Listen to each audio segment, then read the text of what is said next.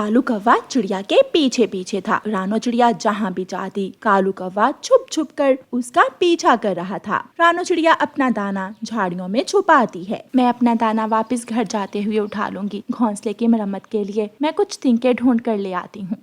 चिड़िया घोंसले की मरम्मत के लिए तिनके ढूंढने चली जाती है। पीछे पेड़ के पत्तों में छुपा हुआ कालू कौवा सब देख रहा था। वो उड़ता है और चिड़िया का रखा हुआ दाना उठाकर इधर उधर देखता है और उड़ जाता है।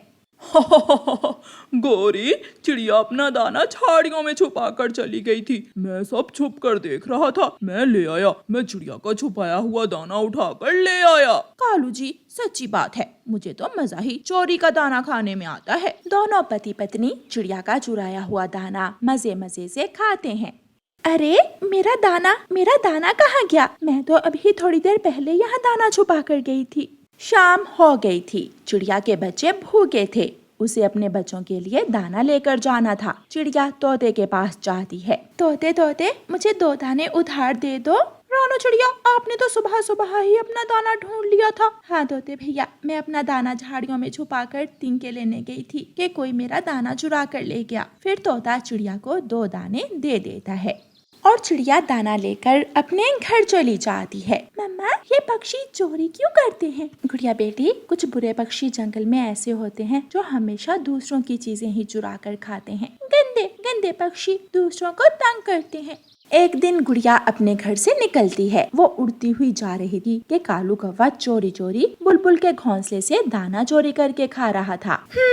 तो ये चोर कालू अंकल हैं। मैं अभी जाकर कालू अंकल को मना करती हूँ। गुड़िया उड़ती है और कालू अंकल के पास जाती है। कालू अंकल, कौवा डर जाता है और झट से पीछे मुड़कर देखता है। कौन है? अंकल, चोरी करना बुरी बात है। गंदे पक्षी ऐसे काम करते हैं। नहीं, मैं चोरी तो नहीं कर रहा था। मैं तो बुलबुल के घोंसले को ठीक कर रहा था। एक चोरी और दूसरा चोरी को छुपाने के लिए झूठ। अंकल कालू कौवे, मम्मा कहती हैं झूठ बोलने वाले पक्षी पर कोई एतबार नहीं करता। कौवा जल्दी से वहाँ से उड़ जाता है। मैं अभी जाकर मम्मा को बताती हूँ। मम्मा, पता है जंगल में चोरियाँ कौन कर रहा है? चोरियाँ कौन कर रहा है? मुझे तो नहीं मालूम। मैंने अपनी आँखों से देखा है। जंगल में चोरियाँ कालू कौवा अंकल कर रहे हैं। मैंने उन्हें बुलबुल आंटी के घोंसले से दाने चुरा कर खाते हुए देखा है। अगर ऐसा है तो मैं कालू कौवे को समझाऊंगी। शाम के बाद रानो चिड़िया कालू और गोरी के घर जाती है। कालू भैया, मुझे गुड़िया ने बताया है कि जंगल में चोरियाँ तुम कर रहे हो। माँ कसम, गुड़िया झूठ बोल रही है। ना, मैंने तो कभी भी जंगल में चोरी नहीं की। चिड़िया, तुमने इतनी छोटी सी बच्ची की बात को सच मान लिया। उसे जरूर कोई गलत फहमी हुई होगी। हाँ, याद आया। मैं कल बुलबुल के घोंसले को ठीक कर रहा था और गुड़िया ने समझा कि मैं दाना चुरा रहा हूँ। माफ करना कौवे भैया, मेरी बेटी को जरूर कोई गलत फहमी ही हुई होगी। चिड़िया अपने घर चली जाती है। दूसरे ही दिन कालू कौवा, जो पक्का चोर था, उड़ता हुआ चील के घर चला जाता है। दरवाजा खुला था। कौवा मजे मजे से चील के घर में जाकर दाना खाने लगता है। कौवे का ध्यान खाने में था कि चील भी अपने घर आ जाती है। चील शोर किए बिना दरवाजा बंद कर देती है। दरवाजे की आवाज सुनकर कौवा पीछे मुड़कर देखता है और ऊंची आवाज में रोने लग जाता है। मैं तो आपसे मिलने आया था। तो फिर पास आकर मिल मुझसे। मेरा दिल भी तुमसे बहुत उदास है। चील लाठी उठाकर कौवे को मारने लगती है। शोर सुनकर सभी पक्षी वहाँ जमा हो जाते हैं। मुझे बचाओ, प्लीज मेरे पति को बचा लो। चील मेरे पति को मार देगी। जब चोरियां करोगे तो मार तो खाओगे। देखो चिड़िया कैसे मदद के लिए बुला रहा है मेरा पति। बचाओ, मुझे बचाओ। फिर रानो चिड़िया चील के घर जाती है और चील की विनती करती है। चील दी, कृपया करें, इसे छोड़ दें। हाँ, मैं वादा करता हूँ, आज के बाद कभी चोरी नहीं करूँगा। बुलबुल के घोंसले से दाना किसने खाया? मैंने। चिड़िया का दाना किसने चुराया? मैंने ही सारी चोरियां की है। मैं अपनी सारी चोरियां मान रहा हूँ, लेकिन मुझे छोड़ दें प्लीज और मत मारे मुझे। फिर चील कौवे को माफ कर देती है और कौवा आइंदा से चोरियां ना करने का वादा करता है। प्यारे दोस्तों, इस कहानी को लाइक, अपने दोस्तों के साथ शेयर और चैनल को सब्सक्राइब करना बिल्कुल मत भूलना। आपका धन्यवाद। रानो चिड़िया की ऐसी कहानियाँ सुनने के लिए YouTube सर्च बार में रानो चिड़िया की कहानी लिखें या फिर ये बटन दबाकर बोलकर कहें रानो चिड़िया की कहानी। एक जंगल में एक चिड़िया रहती थी। उसे खाना अच्छे से बनाना नहीं आता था। जब भी वो खाना बनाती थी उसका खाना खराब हो जाता था। उसी वजह से उसकी सास मीनू चिड़िया और उसका पति मानो बहुत गुस्सा होते थे। भगवान, कैसी मनहूस बहू मिली है, इसे तो खाना बनाना ही नहीं आता। जब देखो खाना बर्बाद करती रहती है। हाँ माँ, तुम ठीक कह रही हो। शादी को कितने ही साल हो गए मगर इसे अभी तक खाना नहीं बनाना आया। लगता है पूरी जिंदगी इसके हाथ का बेकार खाना ही खाना होगा। माँ जी, आप नाराज मत हो। मैं अच्छा खाना बनाने की बहुत कोशिश करती हूँ मगर न जाने क्यों खाना खराब हो जाता है। सासू माँ, मैं घर के दूसरे काम तो ठीक से करती हूँ ना। घर के काम तो सभी करते हैं, लेकिन तू खाना बनाना सीख ले वरना मैं तुम्हें घर से निकाल दूंगी। अगले दिन टूनी की सास की सहेली उसे मिलने आती है। टूनी सबके लिए खाना बनाती है। अरे सहेली, ये तूने कैसी चिड़िया से अपने बेटे की शादी कर दी? इसके पंख में तो जरा भी स्वाद नहीं है, एकदम बेकार का खाना है। क्या करूं गोरी कवि सहेली, मेरे तो फूटे नसीब। ना जाने ये मनहूस बेवकूफ बहू मुझे कैसे मिल गई। अब मैं क्या कर सकती हूँ? मेरी मान तो अपने बेटे की दूसरी शादी कर दे किसी और चिड़िया से जिसे अच्छे अच्छे पकवान बनाने आते हो और इसे घर से निकाल दे। हाँ सहेली, ये आइडिया तो ठीक है, मैं अपने बेटे की दूसरी शादी करवा देती हूँ। फिर टूनी की सास अपनी सहेली के साथ मिलकर अपनी बहू को बहुत मारती है। पति जी, मुझे बचाओ। देखो, सासू माँ और उसकी सहेली मुझे मार रही हैं। छोड़ो मुझे। लेकिन उसका पति उसकी एक भी नहीं सुनता है। टूनी की सास उसे धक्के मारकर घर से बाहर निकाल देती है। अब टूनी चिड़िया बेघर थी। वो घने जंगल में एक पेड़ की खोखर को अपना घर बना लेती है और उसी में रहने लगती है। टूनी की सास अपने बेटे की दूसरी शादी कर देती है जिसे अच्छे अच्छे पकवान बनाना आते थे। सासू माँ, ये लें, ये मसाले मुझे ला दें ताकि मैं आपको स्वादिष्ट स्वादिष्ट खाने बनाकर खिला सकूं। टूनी की सास लिस्ट लेकर दुकान पर जाती है। भाई जी, ये मसाले मुझे दे दें। ये मसाले बहुत महंगे होंगे, ये लें, 500 रुपए के बने हैं। ये सुनकर नई बहू की सास बहुत परेशान हो जाती है। ये वाली बहू खाना तो अच्छा बना लेती है मगर मेरा घर उजाड़ कर रख देगी। फिर सासू माँ वो मसाले लेकर घर जाती है और उसकी बहू बहुत स्वादिष्ट स्वादिष्ट खाना बनाती है। सब खाना खाकर बहुत खुश होते हैं। बहू रानी, अब बर्तन धोकर मुझे चाय बना देना, मेरे सर में बहुत दर्द हो रहा है। आए हाय हाय, खाना भी मैं बनाऊं और बर्तन भी मैं धोऊं? ये नहीं चलेगा। मैं बनाऊंगी खाना और बर्तन तुम धो दिया करना, ठीक है ना सासू माँ? ऐसा कहते हुए बहू रानी अपने पति को लेकर अपने कमरे में चली जाती है। बूढ़ी सास अब बर्तन धो रही थी और अपनी पहली बहू को याद करके रो रही थी। मेरी पहली बहू ने तो कभी मुझसे बर्तन नहीं धुलवाए थे, ये तो बहुत तेज बहू है।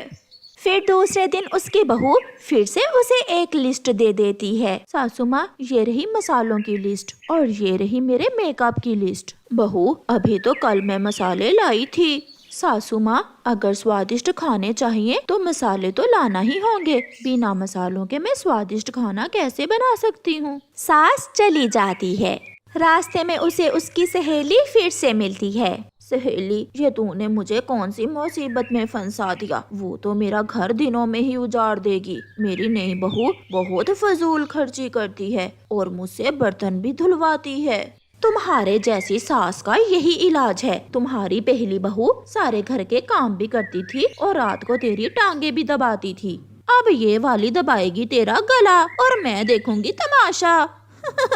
ये सुनकर मीनू चिड़िया रोने लग जाती है। तुमने मेरे साथ अच्छा नहीं किया। मेरी सहेली होकर मुझसे इतना बड़ा पाप करवाया तुमने। बूढ़ी सास जंगल में जाती है और अपनी पहली बहू को ढूंढ लेती है। बहू रानी, मुझे माफ कर दो। जा तुम मेरे साथ घर वापस आ जाओ, या फिर मुझे भी अपने पास ही रख लो। अब मुझसे इस उम्र में बर्तन साफ नहीं होते।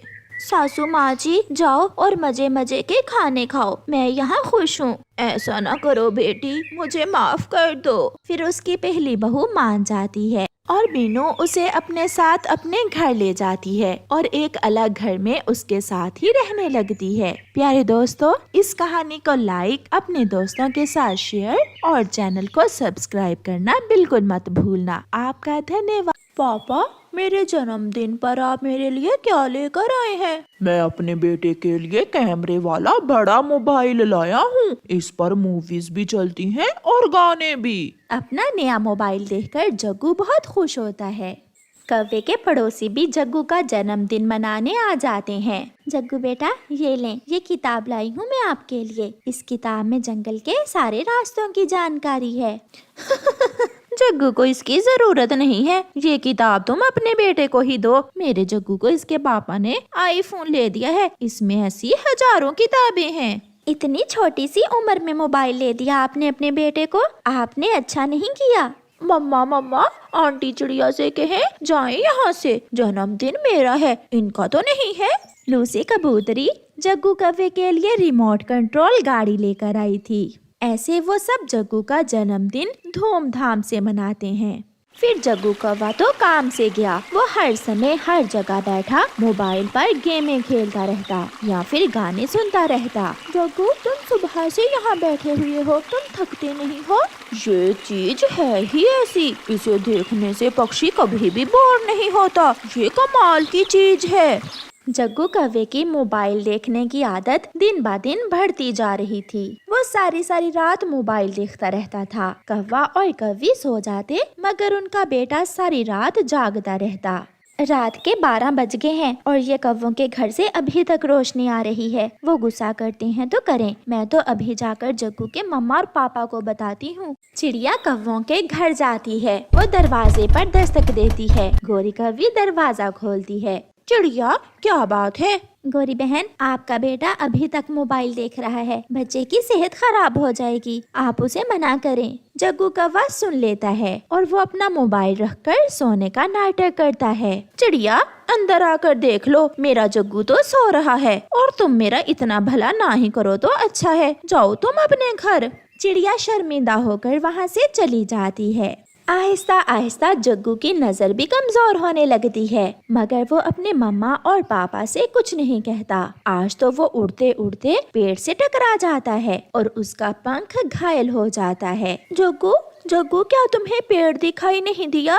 वो मैं पीछे देख रहा था, मुझे पता ही नहीं चला। फिर एक दिन गोरी अपने बेटे जग्गू से कहती है, जग्गू बेटा, जाओ रसोई से चाकू तो उठा कर लाओ। जग्गू रसोई में जाता है। सामने चाकू था, मगर जग्गू को दिखाई ही नहीं देता।